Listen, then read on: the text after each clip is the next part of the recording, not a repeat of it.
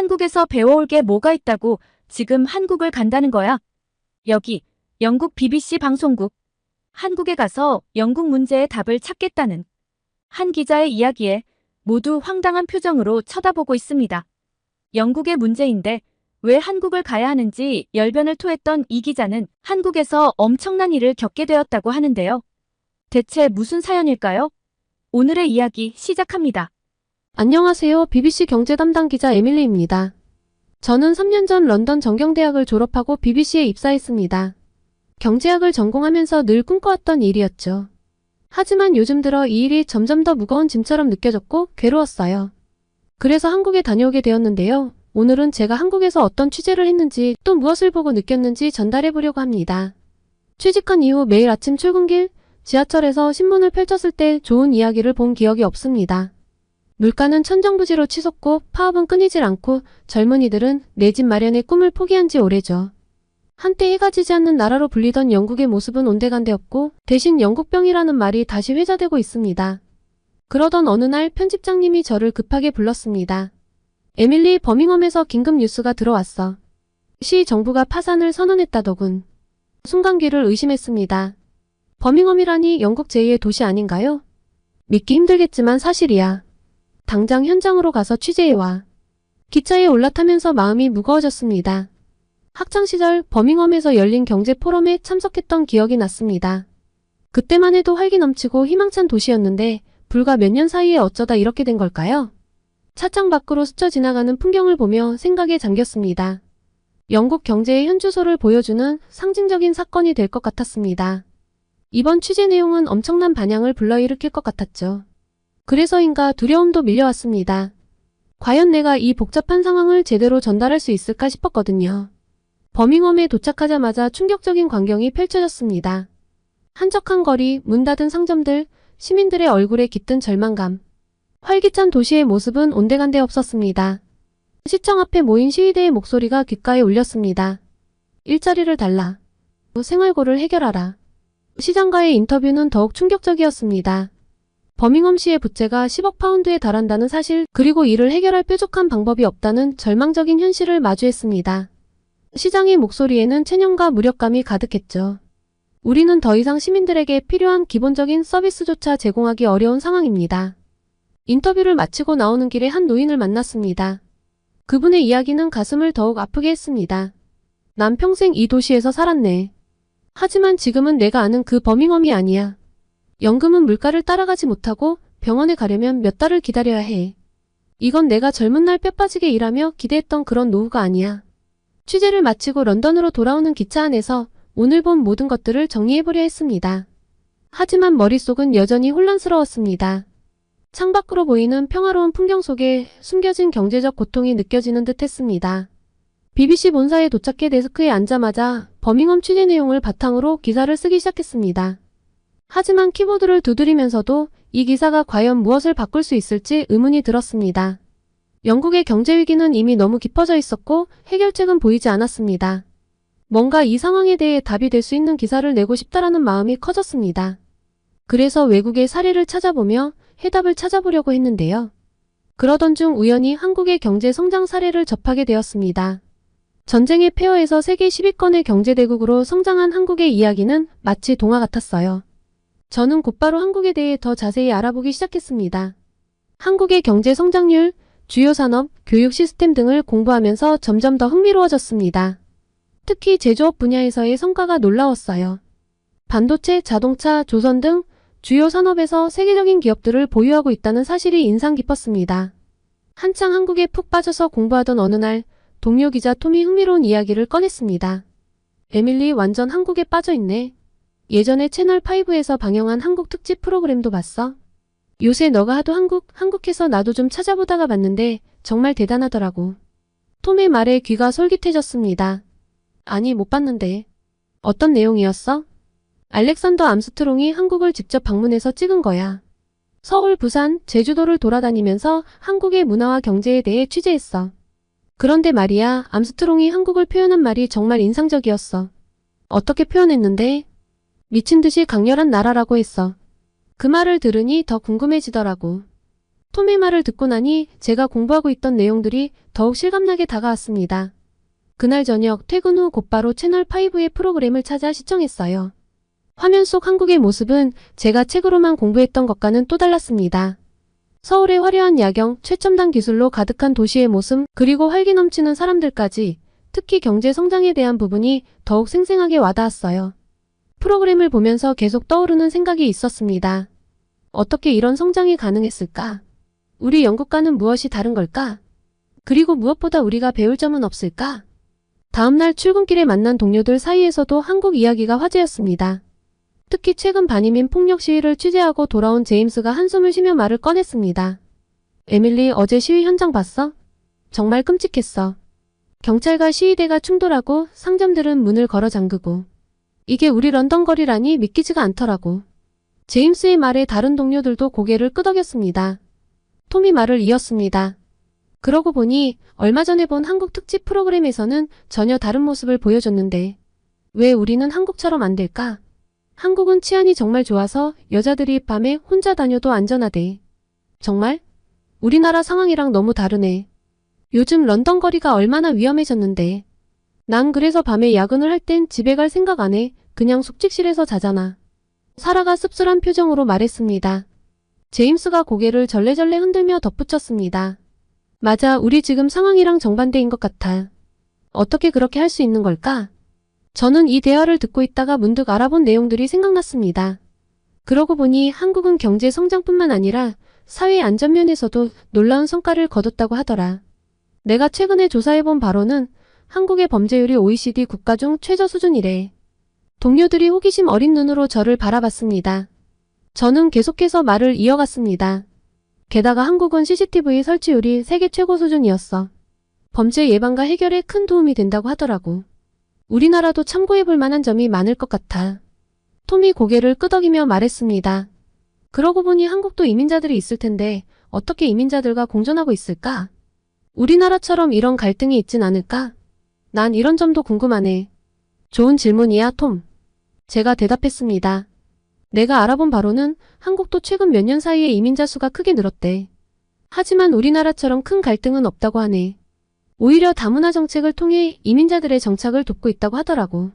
사라가 눈을 크게 뜨며 말했습니다. 와, 정말 대단하네. 우리도 그런 정책을 배워야 할 것 같아. 지금 우리나라 상황을 보면 정말 답답하거든. 제임스가 고개를 끄덕이며 말했습니다. 맞아요. 어제 시위 현장을 보면서 정말 마음이 아팠어. 우리가 언제부터 이렇게 됐을까 싶고 나라가 망가져가는 게 눈에 보이니까 속상하고. 한국의 사례를 자세히 알아보면 좋을 것 같아. 이 대화를 나누면서 제 마음속에는 한국에 대한 궁금증이 더욱 커져갔습니다. 단순히 경제 성장뿐만 아니라 사회 안정과 다문화, 공존 등 다양한 측면에서 한국의 성공 비결을 배울 필요가 있다는 생각이 들었습니다. 그때 저희의 대화를 유심히 듣던 편집장님이 입을 뗐습니다. 에밀리, 한국에 대해 공부가 꽤 된 것 같은데 한국 취재를 한번 가보면 좋을 것 같아. 우리나라의 위기에 대해서 해결책을 한번 한국에서 찾아보자고. 한국의 경제 성장과 함께 치안 관련해서도 담아보면 좀 좋겠고. 저는 고개를 끄덕이며 대답했습니다. 네, 편집장님. 꼭 그렇게 하겠습니다. 한국의 경제 성장, 사회 안정과 통합까지 저도 궁금한 게 정말 많아요. 한국에 대해서 깊이 있게 취재해 오겠습니다. 동료들도 제 말에 동의하며 응원의 말을 건넸습니다. 이 순간 제 마음속에는 한국 취재에 대한 기대와 설렘이 더욱 커졌습니다. 이번 취재가 단순히 한 나라의 성공 사례를 소개하는 것을 넘어 우리 영국 사회의 문제를 해결할 수 있는 실마리를 제공할 수 있을 거란 희망이 생겼습니다. 퇴근길 런던의 거리를 걸으며 저는 생각에 잠겼습니다. 불과 며칠 전만 해도 이 거리가 시위로 혼란스러웠다는 게 믿기지 않을 정도로 평화로워 보였습니다. 하지만 동시에 이 평화로움이 얼마나 깨지기 쉬운 것인지도 실감했습니다. 한국행 비행기를 타기 전 저는 다짐했습니다. 이번 취재를 통해 우리 영국이 다시 안전하고 번영하는 나라로 돌아갈 수 있는 길을 꼭 찾아오리라고. 이렇게 저의 한국 프로젝트가 본격적으로 시작되었습니다. 앞으로의 여정이 어떨지, 그리고 그 끝에 어떤 결과가 기다리고 있을지 정말 기대가 되더라고요. 없는 예산을 쪼개 한국에 가야 하기 때문에 저는 한국에 대해서 제대로 공부를 했어야 했습니다. 특히 관심 있던 부분은 한국의 급속한 경제 성장과 제조업 강국으로서의 위상, 그리고 문화 콘텐츠의 세계적 성공이었습니다. 먼저 한국의 경제 성장 과정을 살펴보았습니다. 1950년대 한국전쟁 이후 세계 최빈국 중 하나였던 한국이 불과 70년 만에 세계 10위권의 경제대국으로 성장한 과정은 그야말로 기적 같았어요. 이런 급속한 성장의 배경에 한국의 강력한 제조업 기반이 있었다는 점이 특히 인상적이었죠.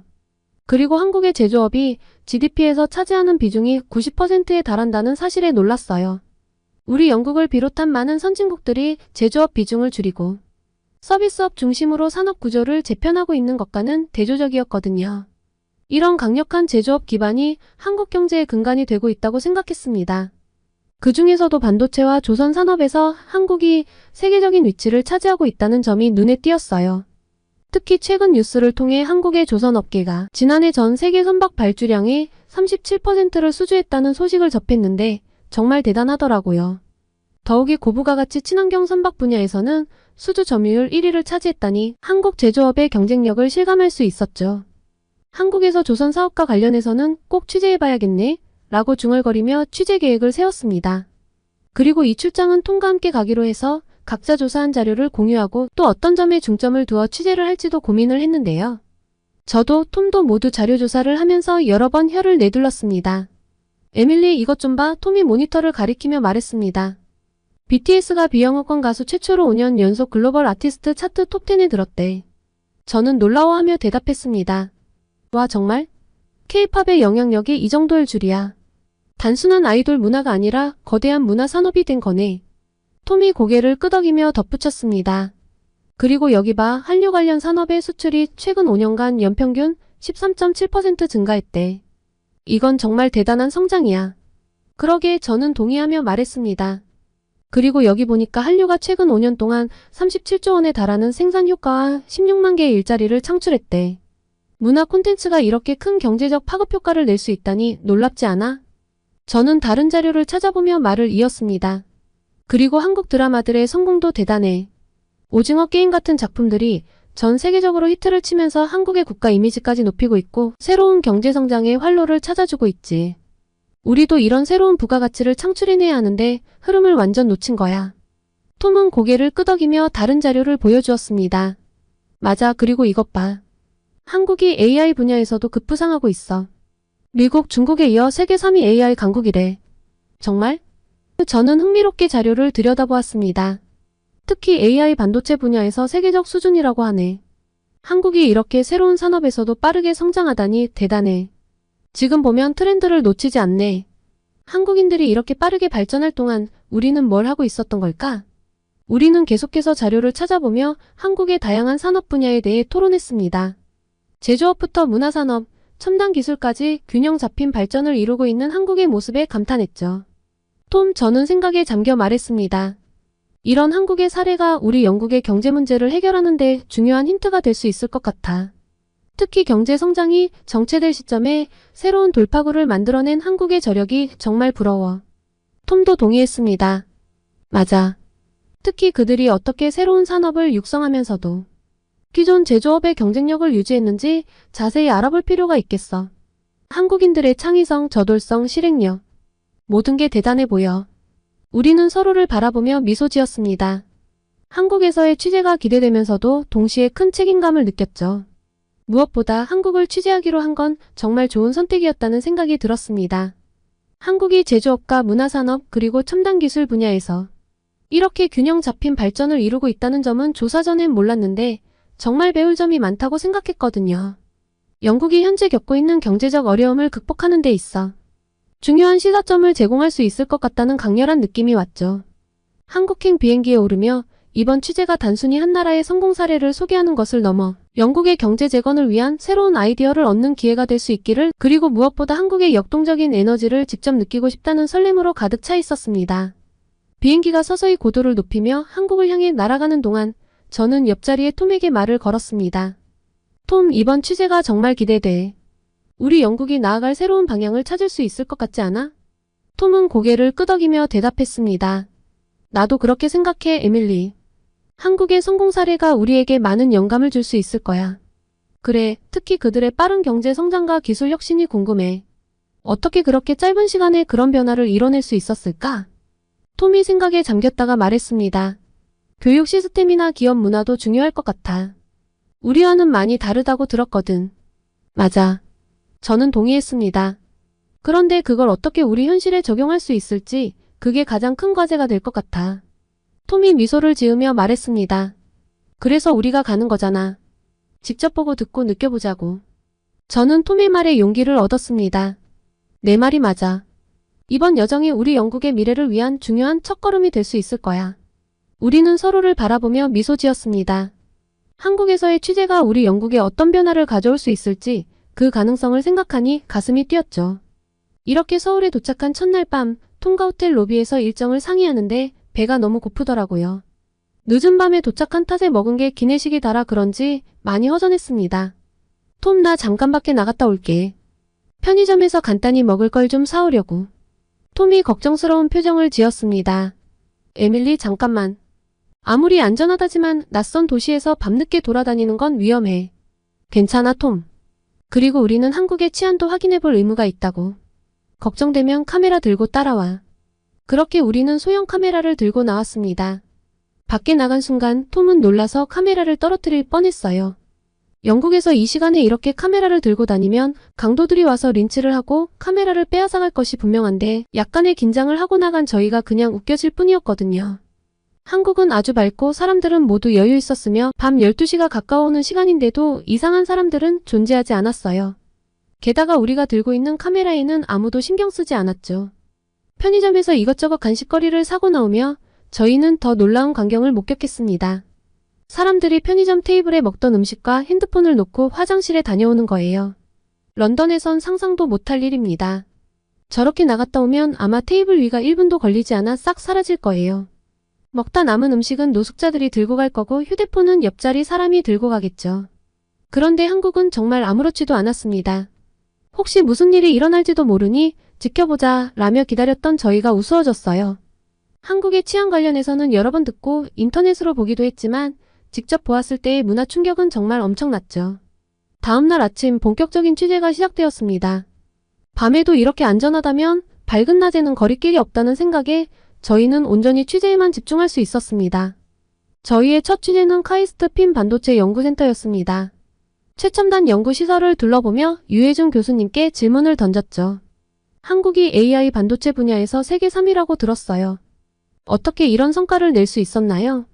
유 교수님은 자부심 가득한 표정으로 대답하셨습니다. 우리는 최근 세계 최초로 상보형 트랜스포머 기술을 개발했습니다. 이는 인간의 뇌를 모방한 뉴로모픽 컴퓨팅 시스템으로 초저전력으로 거대 언어 모델을 구동할 수 있죠. 톰이 호기심 어린 눈으로 물었습니다. 그게 정확히 어떤 의미인가요? 유 교수님은 설명을 이어갔습니다. 간단히 말해 우리가 개발한 AI 반도체는 엔비디아의 GPU 대비 625분의 1 수준의 전력만으로 GPT-2 모델을 0.4초 만에 구동할 수 있습니다. 이는 IBM이나 인텔도 아직 구현하지 못한 기술이죠. 저는 놀라움을 감추지 못하고 물었습니다. 그렇게 획기적인 기술을 어떻게 개발하실 수 있었나요? 지속적인 R&D 투자와 정부의 지원, 그리고 우수한 인재들 덕분이라고 생각해요. 우리는 4차 산업혁명을 선도하기 위해 끊임없이 노력하고 있죠. 인터뷰를 마치고 나오며 톰과 저는 서로를 바라보았습니다. 와, 정말 대단하지 않아? 톰이 말했습니다. 이런 기술력이 한국의 AI 산업을 세계 3위로 만든 거구나. 저는 고개를 끄덕이며 대답했습니다.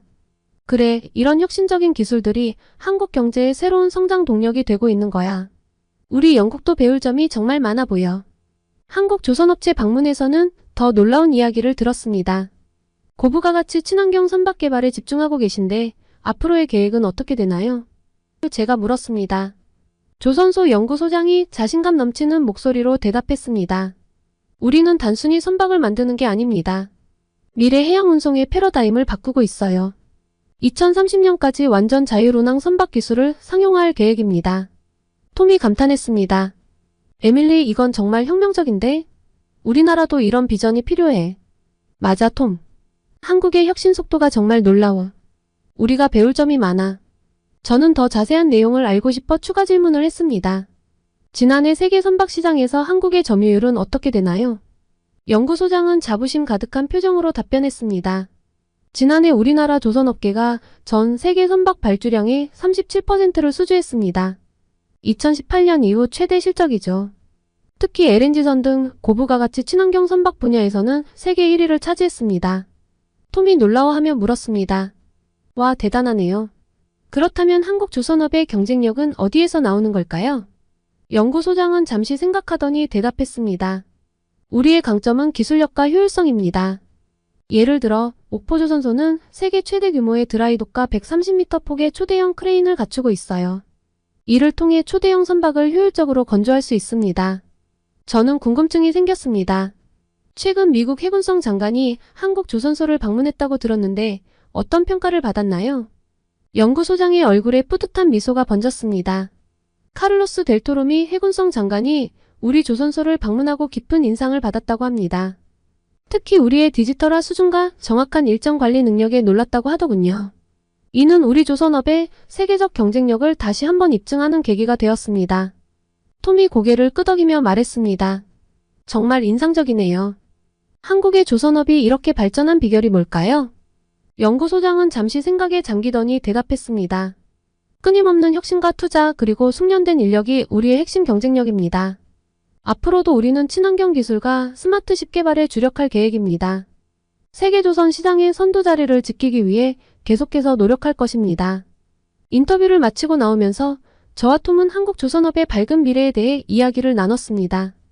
세계 최고 수준의 기술력과 끊임없는 혁신 정신으로 한국 조선업이 앞으로도 세계 시장을 선도할 것이라는 확신이 들었습니다. 특정 분야가 아니라 다방면으로 이렇게 발전한 사업들이 많으니 한국이 안정적일 수밖에 없겠다는 생각에 정말 부러웠습니다. 그리고 저희는 저녁에 한강에 가보았습니다. 우리가 경험한 한국의 안전함을 한 번 더 경험해보고 싶었거든요. 밤 10시가 넘었는데도 사람들로 북적거렸죠. 조깅하는 사람, 자전거 타는 사람, 피크닉 즐기는 가족들까지. 톰이 놀란 목소리로 말했습니다. 에밀리, 이건 정말 믿기 힘들어. 런던에선 상상도 못할 광경이야. 그러게 말이야. 이게 바로 한국의 안전한 밤문화구나. 내가 읽은 기사들이 과장이 아니었어. 이 점에 대해서도 인터뷰를 좀 할 필요성을 느꼈어요. 다음날 우리는 한국에서 유학 중인 프랑스 출신 학생 소피와 만나 인터뷰를 진행했습니다. 소피는 서울대학교에서 국제관계학을 공부하고 있다고 했습니다. 소피, 한국의 치안에 대해 어떻게 생각하세요? 제가 물었습니다. 소피의 눈이 반짝였습니다. 정말 놀라울 정도로 안전해요. 밤늦게 혼자 돌아다녀도 전혀 걱정이 없어요. 파리에선 상상도 못할 일이죠. 톰이 호기심 어린 표정으로 물었습니다. 구체적으로 어떤 점이 다른가요? 소피는 잠시 생각에 잠기더니 대답했습니다. 예를 들어 지난주에 새벽 2시쯤 도서관에서 공부하다가 집에 걸어갔어요. 한국에선 이게 일상적인 일이더라고요. 하지만 파리였다면 절대 그렇게 하지 않았을 거예요. 게다가 여기선 길거리에서 스마트폰을 사용해도 안전하고 카페에 노트북을 두고 화장실에 다녀와도 그대로 있어요. 이런 경험들이 정말 신선했어요. 저는 궁금해졌습니다. 한국의 이런 안전한 환경이 당신의 유학 생활에 어떤 영향을 미쳤나요? 소피가 활짝 웃으며 대답했습니다. 제 유학 생활의 질을 크게 향상시켰어요. 안전에 대한 걱정 없이 학업과 문화체험에 집중할 수 있어서 정말 좋아요. 밤에 열리는 문화행사나 야시장 같은 것도 마음껏 즐길 수 있고요. 이런 환경이 한국의 활기찬 밤문화를 가능하게 하는 것 같아요. 톰이 고개를 끄덕이며 말했습니다. 정말 인상적이네요. 한국의 이런 안전한 환경이 어떻게 만들어졌을까요? 소피는 잠시 생각하더니 답변했습니다. 제가 보기에는 여러 요인이 있는 것 같아요. 엄격한 법 집행, 발달된 CCTV 시스템, 그리고 무엇보다 시민들의 높은 준법 의식이 중요한 역할을 하는 것 같아요. 물론 이런 광범위한 감시가 프라이버시 문제를 일으킬 수 있다는 점도 인식하고 있어요. 인터뷰를 마치고 나오면서 저는 톰에게 말했습니다. 들었지? 우리가 경험한 게 특별한 게 아니라 일상이래. 한국의 이런 안전한 환경이 사회 발전에 큰 역할을 하고 있는 것 같아. 톰이 동의하며 덧붙였습니다. 맞아. 안전한 환경이 경제활동과 문화 발전에도 긍정적인 영향을 미치는 것 같아. 정말 사소한 부분들까지 배울 점이 정말 많네. 마지막으로 저희는 서울대학교에서 경제학을 강의하는 마이클 로빈슨 교수를 만났습니다. 미국 출신인 로빈슨 교수는 한국 경제에 대한 연구로 유명한 전문가입니다. 우리가 목격한 한국의 놀랍고 빠른 발전 속도에 대해 그의 의견이 궁금했습니다. 로빈슨 교수님, 한국의 경제 성장을 어떻게 평가하시나요? 제가 물었습니다. 로빈슨 교수는 잠시 생각에 잠기더니 답변을 시작했습니다. 한국의 경제 성장은 정말 놀라운 사례입니다. 세계은행이 한국을 중진국의 필독서라고 부르는 이유가 있죠. 투자, 기술 도입, 혁신. 이 세 가지가 한국 발전의 핵심이었습니다. 특히 위기를 기회로 전환하는 능력이 대단해요. 톰이 호기심 어린 눈으로 물었습니다. 그렇게 빠른 성장이 가능했던 이유가 무엇일까요? 로빈슨 교수는 열정적으로 설명을 이어갔습니다. 한국의 성공에는 여러 요인이 있지만 가장 중요한 것은 교육에 대한 헌신이었습니다. 2019년 노벨 경제학상 수상자인 에스테르 디플로 교수도 한국의 성공 비결로 IT 기술의 지속적인 투자와 교육에 대한 헌신을 꼽았죠. 실제로 한국은 교육에 엄청난 에너지와 자원을 투자했습니다. 제가 궁금해서 물었습니다. 그렇다면 다른 나라들은 왜 한국의 모델을 따라하기 어려운 걸까요? 로빈슨 교수는 미소를 지으며 대답했습니다. 그것이 바로 한국의 독특한 점입니다. 한국의 교육열은 역사적 맥락과 밀접한 관련이 있어요. 6.25 전쟁 이후 극심한 빈곤 속에서 교육만이 살 길이라는 인식이 퍼졌죠. 다른 나라들, 특히 남미나 동남아시아 국가들은 교육에 투자는 했지만 한국만큼 열성적이지 않았습니다. 또한 많은 개발도상국의 독재 정권들은 시민들이 똑똑해지는 것을 원하지 않았죠. 톰이 감탄하며 말했습니다. 와, 정말 흥미롭네요. 그렇다면 한국의 국제적 위상은 어떻게 변했나요? 로빈슨 교수의 눈이 반짝였습니다. 한국의 국제적 위상 변화는 정말 극적입니다. 최근 US 뉴스의 2021년 국력 순위에서 한국이 세계 8위를 기록했어요. 이는 단순히 GDP만이 아니라 리더십, 경제적 영향력, 정치적 영향력, 외교정책, 군사력 등을 종합적으로 평가한 결과입니다. 골드만삭스는 2050년에 한국의 1인당 GDP가 8만 1,000달러를 기록해 세계 2위가 될 것으로 전망하기도 했죠. 제가 궁금해서 물었습니다. 한국의 문화적 영향력도 커지고 있다고 들었는데 이것도 경제 성장과 관련이 있나요? 로빈슨 교수는 열정적으로 설명했습니다. 물론입니다. BBC도 최근 한국의 경제 성장과 문화적 영향력이 결국 교육의 성공 덕분이라고 분석했죠. 예를 들어 한국은 발빠르게 인터넷 뉴스 시장을 선점했고 이를 활용한 광고 시장도 일찍 개척했죠. 이런 기술에 대한 포용적인 사고방식이 K-팝과 K-드라마 등 한국 문화의 세계적 확산에도 기여했다고 봅니다. 톰이 고개를 끄덕이며 말했습니다. 그렇다면 한국 경제 성장의 미래는 어떻게 보시나요? 로빈슨 교수는 진지한 표정으로 대답했습니다. 한국은 이제 새로운 도전에 직면해 있습니다. 4차 산업혁명 시대에 맞춰 새로운 성장 동력을 찾아야 하고 저출산 고령화 문제도 해결해야 합니다. 하지만 지금까지 보여준 한국의 저력을 생각하면 이러한 도전도 잘 극복해 나갈 수 있을 거라고 봅니다. 특히 한국의 문화산업이 새로운 성장 동력이 될 수 있을 것 같아요. 독일의 권위 있는 신문 디차이트가 2020년에 대중문화 역사상 처음으로 서구 문화적 헤게모니가 깨지고 아시아 문화가 중심이 된 것을 인정할 때라고 말한 것처럼 한국 문화의 영향력은 계속 커질 것입니다. 인터뷰를 마치며 저는 한국의 놀라운 경제 성장 이야기에 깊은 감명을 받았습니다. 70년 전 쓰레기통에서 장미꽃이 피기를 바라는 것과 같다고 여겨졌던 나라가 이제는 세계 8위의 강국으로 성장한 것입니다. 한국의 이야기는 단순한 경제 성장을 넘어 교육과 혁신을 통해 이뤄낸 진정한 기적의 이야기였습니다. 그리고 이 성공 스토리는 앞으로도 계속될 것 같았습니다. 호텔로 돌아오는 길 톰에게 말했습니다. 톰, 이번 취재로 내가 세상을 보는 눈이 완전 업그레이드 된 것 같아. 한국은 우리가 상상했던 것보다 훨씬 더 혁신적이고 안전한 나라야. 톰이 고개를 끄덕이며 대답했습니다. 맞아. 이곳에서 본 것들이 우리 영국에 어떤 영감을 줄 수 있을지 정말 기대돼. 비행기에 오르며 생각했습니다. 한국의 이야기가 우리 영국에 어떤 교훈을 줄 수 있을까? 이제 이 질문에 대한 답을 찾아야 할 때라고요. 이제 취재한 내용들을 바탕으로 어떤 프로그램을 만드느냐에 따라 제가 느낀 한국의 저력을 영국 사람들이 느끼냐, 마냐가 결정되니까요. 더 많은 사람들이 한국을 알고 한국에서 인사이트를 얻어 영국이 지금의 위기를 극복할 수 있었으면 하는 바람이 정말 커졌습니다. 영국에 돌아와 출근을 하며 저는 마음속으로 다짐했습니다. 이번 취재로 얻은 인사이트를 바탕으로 영국 사회의 새로운 변화의 바람을 일으킬 수 있는 기사를 써야겠다고 말이죠. 한국에서 본 혁신과 발전의 에너지가 영국에서도 재현될 수 있기를 희망하며 저는 힘찬 발걸음으로 공항을 빠져나왔습니다. 쉴 틈도 없이 저는 곧바로 편집에 몰두했습니다. 한국의 성공 사례를 상세히 소개하면서 동시에 영국의 현실에 맞는 적용 방안을 제시했고 제가 느꼈던 한국의 놀라움을 최대한 잘 느낄 수 있도록 신경을 썼습니다. 그리고 이 노력이 헛되지 않았는지 높은 시청률과 함께 시청자 게시판에 엄청난 반응으로 보답을 받았습니다.